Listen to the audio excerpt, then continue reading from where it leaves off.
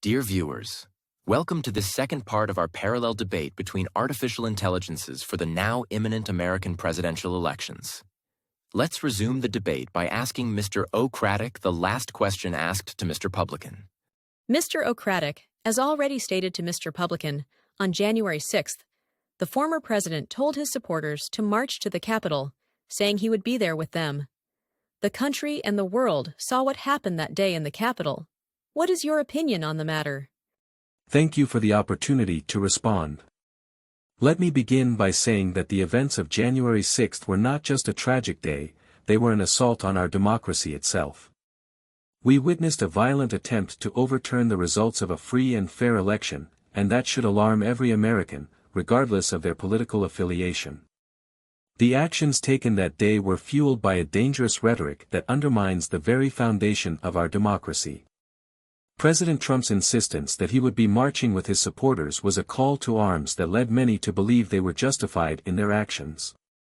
We saw this unfold live, and it's undeniable that he failed to act decisively when the Capitol was under siege. For over 2 hours, he watched the chaos on television, and during that time, he did not take the steps necessary to protect our democracy. His delayed response in calling for peace is not simply a matter of hindsight. It reflects a failure in leadership at a critical moment. We need to be clear, inciting a mob to march on the Capitol, regardless of the intent behind it, is a dereliction of duty. The president's role in moments of crisis is to unite, to calm fears, and to uphold the Constitution. Instead, he stoked division and chaos. The aftermath of that day continues to have repercussions for our democracy, and we are still grappling with the fallout of that insurrection. It emboldened extremist groups and undermined trust in our electoral process, something that affects all Americans, whether they supported Trump or not. In addressing the lessons learned, it's imperative that we take this moment seriously and hold accountable those who contributed to the violence. Accountability is essential for healing, and we must ensure that something like January 6th never happens again. We cannot allow the narrative to be shaped in such a way that diminishes the seriousness of what transpired. Our democracy is resilient, but it must also be protected from those who would seek to undermine it. Moving forward, we need to focus on safeguarding our democratic institutions, ensuring that elections remain free and fair, and fostering an environment where dialogue can replace division. We must engage in the hard work of healing and rebuilding trust, not just among ourselves but with the institutions that represent us. This isn't about political blame, it's about defending the principles we all hold dear. In conclusion, the challenge before us is not merely to move on from January 6th but to confront it head-on. We need to ensure that we are vigilant in defending our democracy against any future threats and that we stand united in our commitment to uphold the rule of law and protect our fellow citizens. Mr. Publican, I do want to focus on this next issue to both of you because it really brings us this into focused truth. In these times that we're living in, for 3.5 years after Trump lost the 2020 election, he repeatedly falsely claimed that he won many times, saying he won in a landslide. In the past couple of weeks leading up to this debate, he has said he lost by a whisker, that he didn't quite make it, that you came up a little bit short are. Should he now acknowledging that he lost in 2020? Thank you for bringing up this important issue of truth and the integrity of our electoral process. First and foremost, I want to emphasize that every American has the right to question the outcomes of elections. It is a fundamental part of our democracy to engage in dialogue and discuss the processes that govern our elections. However, it's essential to distinguish between questioning and spreading misinformation. Regarding President Trump's claims, it's clear that the 2020 election was contentious, and many Americans felt uncertainty about the process. In a democracy, we must ensure that every vote is counted and that there is transparency in our electoral systems. While Trump may have expressed his beliefs about the election outcome, it's important to acknowledge that there were numerous audits and court cases across the country that found no widespread fraud that would have changed the outcome. So, while I understand that emotions ran high during the election, it's crucial to respect the processes in place and the conclusions drawn by both state and federal officials. The challenge we face now is not just about one election, but but the broader issue of trust in our democratic institutions.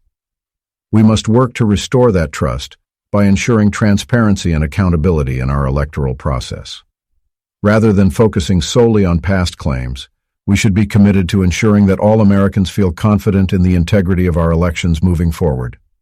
As we navigate the current political landscape, it's vital that we engage in respectful discourse, acknowledging differing opinions while also grounding our discussions in facts. Acknowledging that President Trump has the right to express his feelings about the election does not mean endorsing false narratives or undermining the democratic process. Moving forward, our priority should be on unity and collaboration to address the issues that matter to the American people. So while some may be eager to see President Trump explicitly acknowledge the loss in the way they want, it's also important to recognize the feelings of millions of Americans who still question the legitimacy of the election results. Our goal should be to bring people together, work toward common ground, and fortify our democracy, ensuring that everyone has a voice and that every vote counts. In conclusion, let's focus less on past grievances and more on the future. We need to reaffirm our commitment to a system that works for all Americans and fosters trust in our democratic institutions. The issue of truth in our democracy cannot be overstated, and it's deeply concerning that we are still grappling with the fallout from the false claims surrounding the 2020 election. President Trump's repeated assertions that he won, despite clear evidence to the contrary, have contributed to a culture of misinformation that threatens the very foundation of our democratic system. To be clear, Trump did not just express disappointment over the election results, he engaged in a campaign of disinformation that sought to undermine trust in our electoral process. This isn't merely a difference of opinion, it's a deliberate attempt to mislead millions of Americans and sow division. When he states he lost by a whisker, it is not an acknowledgement of reality, it is an attempt to maintain his narrative while evading accountability. This pattern of behavior is dangerous, as it incites further polarization and undermines our collective faith in democracy. The right to question the electoral process is a cornerstone of our democracy, but it must be rooted in facts and truth. Every investigation, every audit, and every court case found no evidence of widespread fraud that would change the outcome of the election. Over 60 court cases dismissed those claims, with judges across the political spectrum ruling against them. When individuals in leadership positions propagate falsehoods, it erodes public trust and emboldens those who would seek to exploit that confusion for political gain. Moving forward, we need to focus on rebuilding trust in our democratic institutions. It's imperative that leaders at all levels take responsibility for their words and actions. Acknowledging the outcome of the 2020 election is not merely about the past, it is about setting a precedent for future elections and ensuring that all Americans can participate in a system that is transparent, fair, and just. Furthermore, we must reject the politics of division and work to create a political environment where facts are valued, and honest discourse is encouraged. The American people deserve leaders who will unite them, not leaders who will continue to fan the flames of discord. In conclusion, acknowledging the truth of the 2020 election is critical to healing the divisions in our country and restoring faith in our democracy. We must be willing to confront these difficult truths and work together to ensure that our democratic principles are upheld for future generations. Mr. Cratic, about something that's come up in the last couple of days. This was a post from President Trump about this upcoming election. Just weeks away, he said, "When I win, those people who cheated will be prosecuted to the fullest extent of the law, which will include long-term prison sentences." One of your campaign's top lawyers responded saying, "We won't let Donald Trump intimidate us. We won't let him suppress the vote." Is that what you believe he's trying to do here? Thank you for that important question. President Trump's recent comments are not just a continuation of his pattern of rhetoric, they are a clear attempt at intimidation and a tactic aimed at suppressing voter participation. When he claims that those who he believes cheated will face prosecution, it sends a chilling message to anyone involved in the electoral process, including voters, poll workers, and election officials.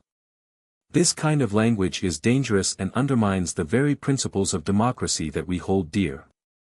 Let's be clear, The act of voting is a fundamental right of every American, and the notion that individuals who participate in the democratic process could face legal repercussions based on baseless claims of fraud is deeply troubling. This is not about ensuring election integrity, it's about instilling fear in those who may disagree with him or who may have been involved in the election process in any capacity. Such intimidation tactics threaten to silence voices and disenfranchise voters, which is precisely what we must guard against.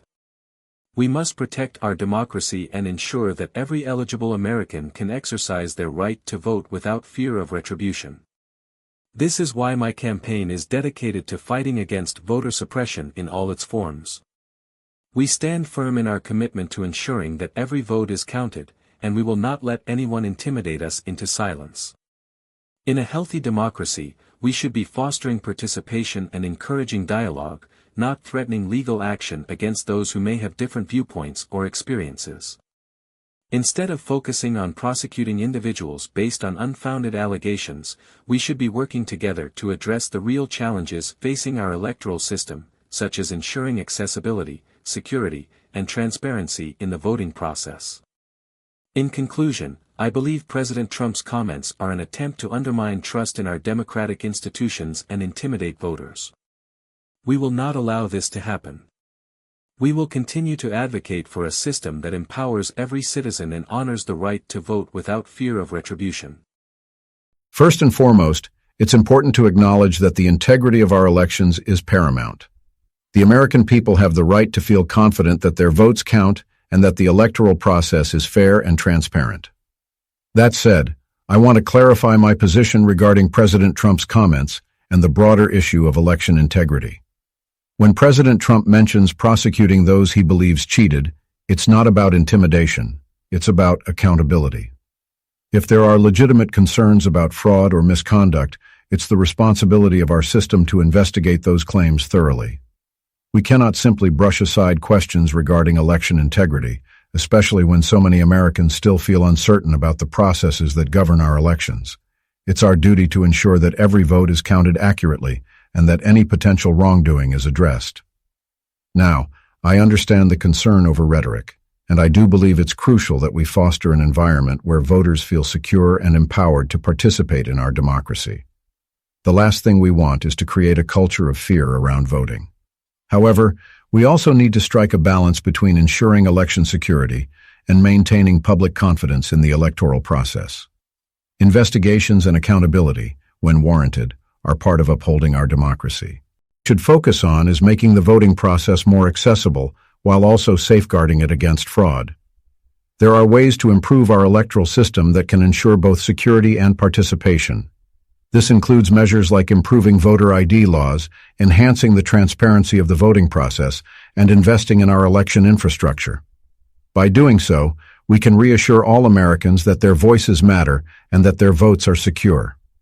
In conclusion, the goal should be to create a system where accountability exists alongside accessibility. We must protect our democratic institutions while also ensuring that every American can vote without fear or intimidation. Let's work together to uphold the integrity of our elections and foster a political environment where all citizens feel confident and encouraged to participate. Mr. Cratic, Vice President Harris in December said, "Israel has a right to defend itself." But she added, "It matters how, saying international humanitarian law must be respected. Israel must do more to protect innocent civilians," she said that 10 months ago. Now an estimated 40,000 Palestinians are dead. Nearly 100 hostages remain. Few weeks ago, Prime Minister Benjamin Netanyahu said there's not a deal in the making, and President Biden has not been able to break through the stalemate. How would you do it? Thank you for addressing this critical and urgent issue. The ongoing conflict between Israel and Hamas is a complex humanitarian crisis, and it demands a nuanced response that prioritizes the lives of innocent civilians and the safety of hostages. The statements made by Vice President Harris reflect a fundamental truth: Israel has the right to defend itself, but the means of that defense must align with international humanitarian law, which emphasizes the protection of civilian lives. With the staggering death toll on the Palestinian side and the ongoing plight of hostages, it's clear that the situation has reached a critical juncture. We must advocate for a ceasefire that allows for humanitarian aid to reach those in need, while simultaneously pressing for negotiations to secure the release of hostages.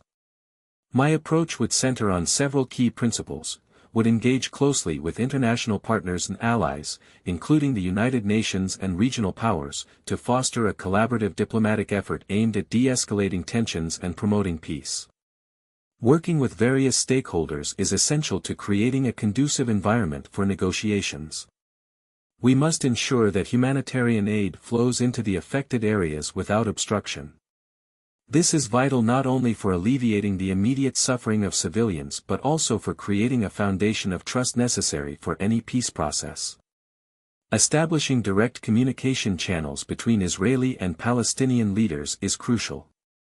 This means not just addressing the immediate conflict but also working towards long-term solutions that address the root causes of violence and instability.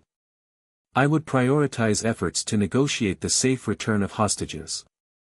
This involves leveraging relationships with allies in the region to facilitate discussions with Hamas, ensuring that any negotiation includes firm commitments to the protection of civilian lives.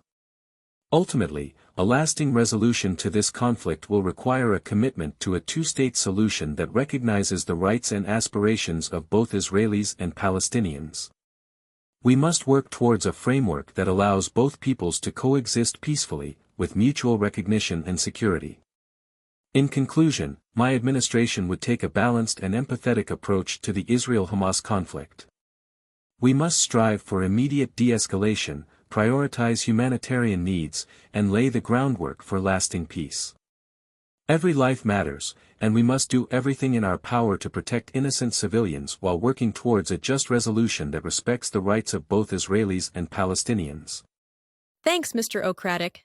Mr. Publican, how would you negotiate with Netanyahu and also the counterpart in order to get the hostages out and prevent the killing of more innocent civilians in Gaza?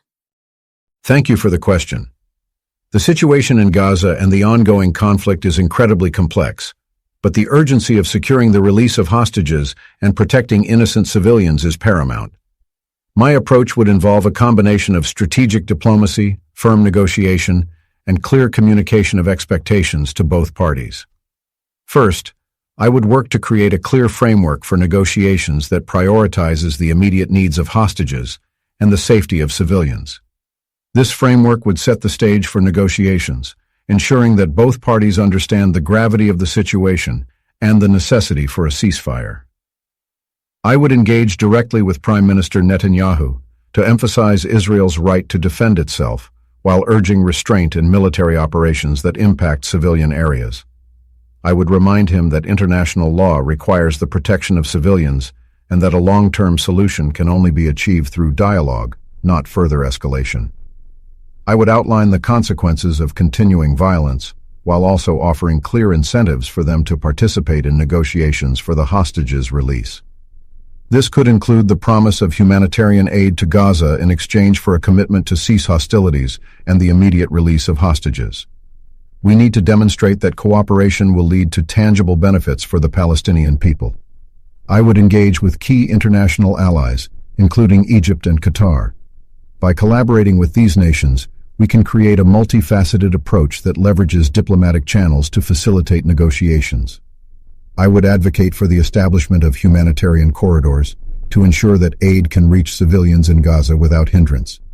This not only addresses the immediate humanitarian crisis, but also serves as a confidence-building measure that demonstrates a commitment to civilian safety. While addressing the immediate crisis, I would also stress the importance of working towards a long-term resolution that includes addressing the root causes of the conflict. This involves discussions about a two-state solution, which recognizes the legitimate rights of both Israelis and Palestinians to live in peace and security.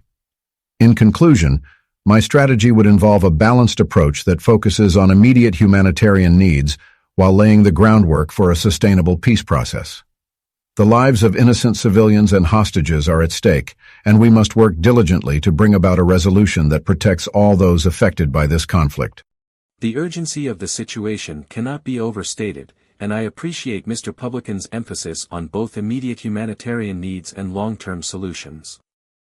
However, I believe it's crucial to recognize the complexities of negotiating with both Netanyahu and Hamas while maintaining a strong moral stance regarding human rights and the protection of civilians. My first priority would be to secure a comprehensive ceasefire that halts all hostilities immediately. This is essential not just for protecting innocent lives in Gaza but also for creating an environment where meaningful negotiations can take place. A ceasefire would allow humanitarian aid to flow freely, addressing the dire needs of civilians affected by the conflict. I would work closely with our international partners, particularly those in the region like Egypt, Jordan, and Qatar, who have the ability to influence both Hamas and the Israeli government. Building a coalition of nations committed to de-escalation and humanitarian support would strengthen our diplomatic efforts and provide a unified front. I believe in the necessity of direct engagement with both Netanyahu and representatives from Hamas.